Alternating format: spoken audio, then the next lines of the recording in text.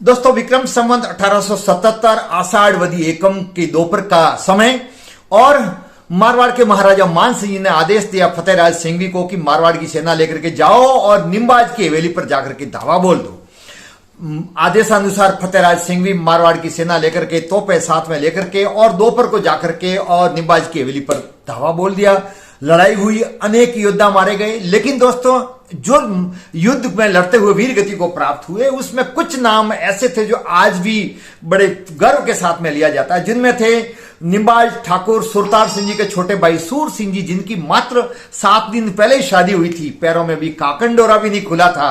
वो अपने बड़े भाई से आशीर्वाद लेने के लिए आए थे कि उनको वहां पर भी लड़ना पड़ा, को खूब समझाया, लेकिन वो वहीं पर रहे, घर जाना उन्होंने स्वीकार नहीं किया। इसी प्रकार से चाड़ी के खेत सिंह रूपावत जो राठौड़ राजपूत थे, वो रात्रि विश्राम के लिए मात्र रुके थे। अब उनको भी कहा गया कि आप तो राहगीर के रूप में आप तो जाइए, लेकिन उन्होंने कहा नहीं, मैंने आपका नमक खाया है, मैं ऐसे मुंह मोड़ करके जा नहीं सकता। और दोस्तों लड़ते हुए वो भी वीर गति को वहां पर प्राप्त हुए। आइए जानते हैं कि आखिरकार ये घटनाक्रम क्यों घटित हुआ, क्यों लड़ाई हुई। महाराजा मान सिंह जी की तो निम्बाई ठिकाने ने पीढ़ियों से राज परिवार की सेवा की थी, लेकिन ऐसी क्या नौबत आ गई कि मारवाड़ के महाराजा मान सिंह जी को फौज भेज करके निम्बाज की हवेली पर आक्रमण करवाना पड़ा।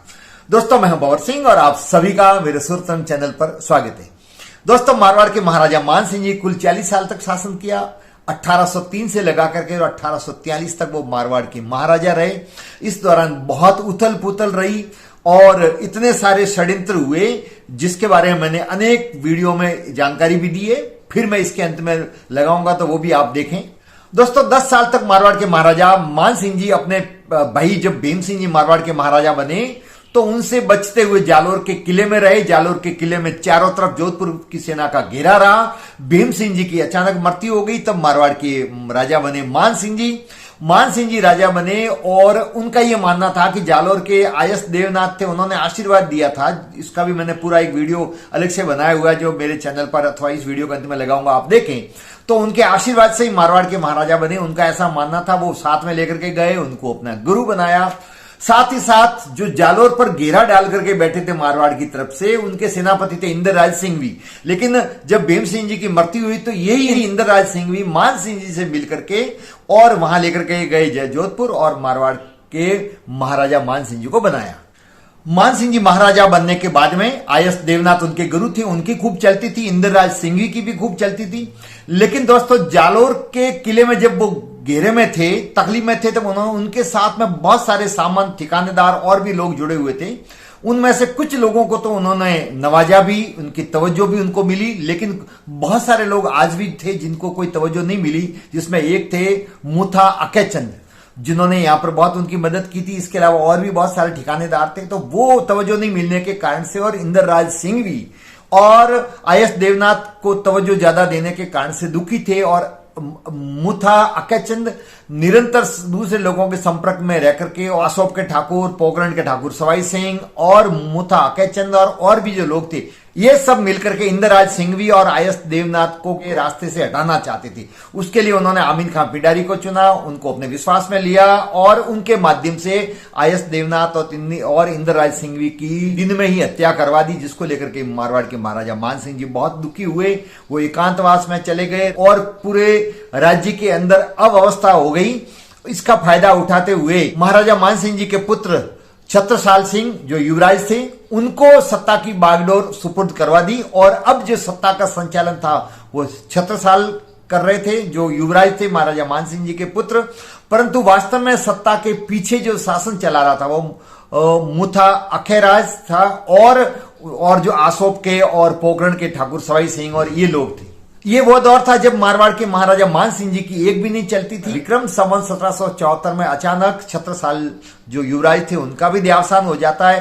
अब पीछे और कोई राजा बनने वाला नहीं, तो उसके लिए सभी सामंतों ने मिलकर के बाल संबंध जो है तालाब, उसके पाल पर वहां पर इकट्ठे होकर के तय किया कि आगे के लिए सत्ता किसको दी जाए, लेकिन वहां पर एक सहमति नहीं बनी। उस समय निम्बाज के ठाकुर सुरतार सिंह जी जो शुरू से महाराजा मान सिंह जी के साथ में थे, वो मीटिंग में वहां थे।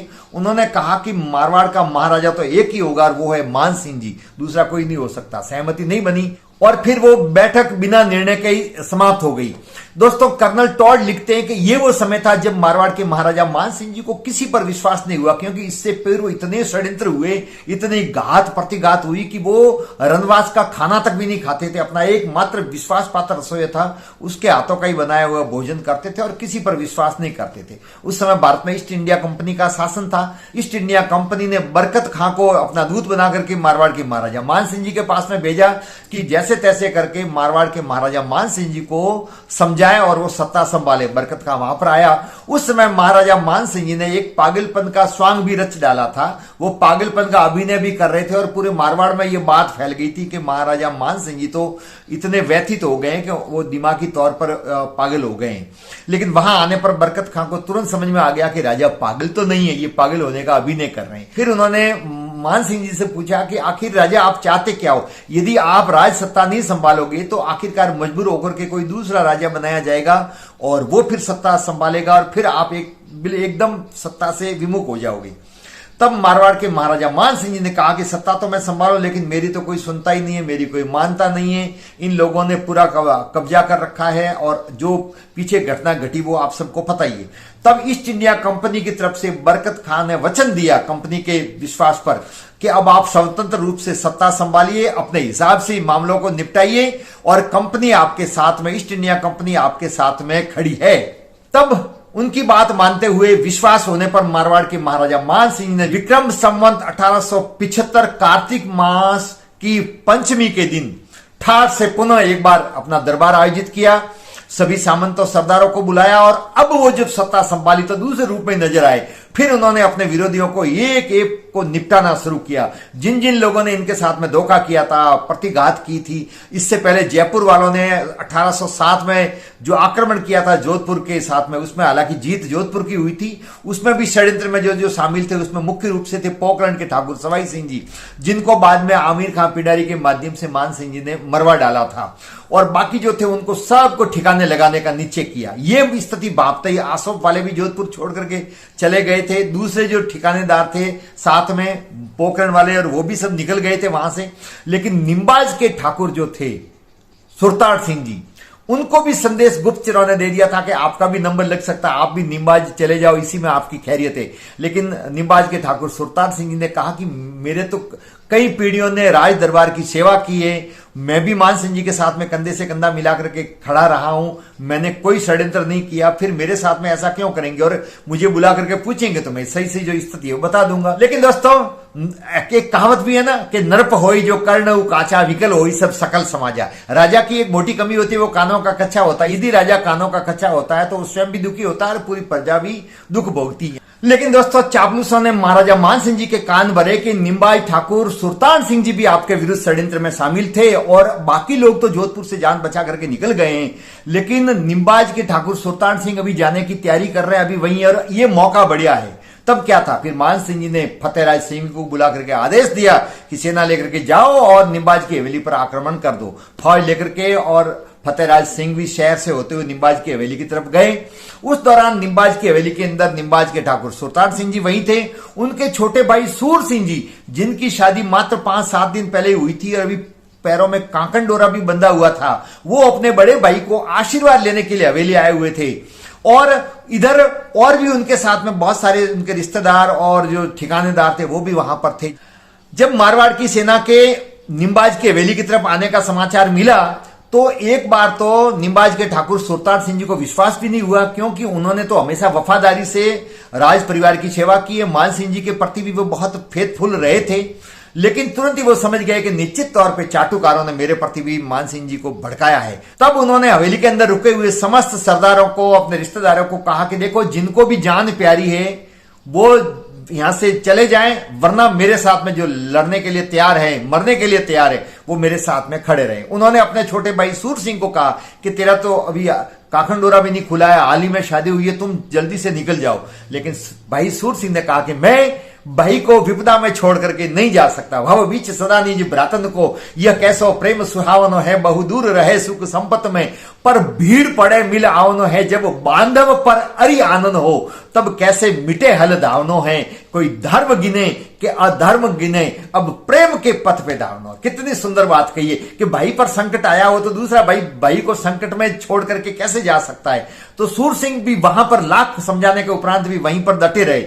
इसी प्रकार से दोस्तों चाडी के रूपावत जो राठौड़ थे, जिनका नाम था खेत सिंह जी, वो प्रवास पर जा रहे थे, रात्रि हो गई तो वो जोधपुर के निम्बाज हवेली में वहां पर रुके हुए थे। मात्र एक रात के लिए राहगीर के तौर पर वो रुके हुए थे। अब उनको भी कहा गया कि आप तो राहगीर के रूप में यहां रुके हो, आप कहा कि आप तो यहां से निकल जाइए। तब सुनकर के दोस्तों बड़ा फक्र महसूस होता है। निम्बाज ठाकुर सुल्तान सिंह जी के छोटे भाई सूर सिंह ने वीरता पूर्वक जो बात कही, उसी प्रकार से खेत सिंह जी रूपावत ने भी बड़े स्वाभिमान के साथ में बात कही कि मैंने रात को ही तो आपका नमक खाया है, मैं आपको संकट में छोड़ करके कैसे जा सकता हूं, मुझे भी आगे जाकर के कब कितना जिंदा रहना है, मरना तो एक दिन है ही, मैं नहीं जाऊंगा। उनको खूब समझाया लेकिन वो नहीं माने और वो भी वहां पर डटे रहे। अब क्या थी, इतने में सेना ने चारों ओर से निम्बाज की हवेली को घेर लिया। अंदर जितने भी थे ठाकुर, रिश्तेदार, सगे संबंधी, उन सब ने मिलकर के अमल कसुम्बा लिया।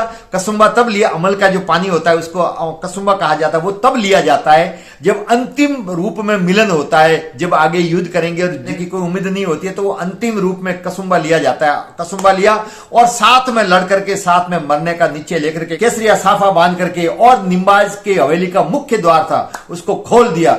खोलने के बाद में तलवार लेकर के हाथ में घोड़े पर बैठ करके और सभी योद्धाओं ने मारवाड़ की सेना का मुकाबला किया और आमने सामने की घमासान लड़ाई हुई।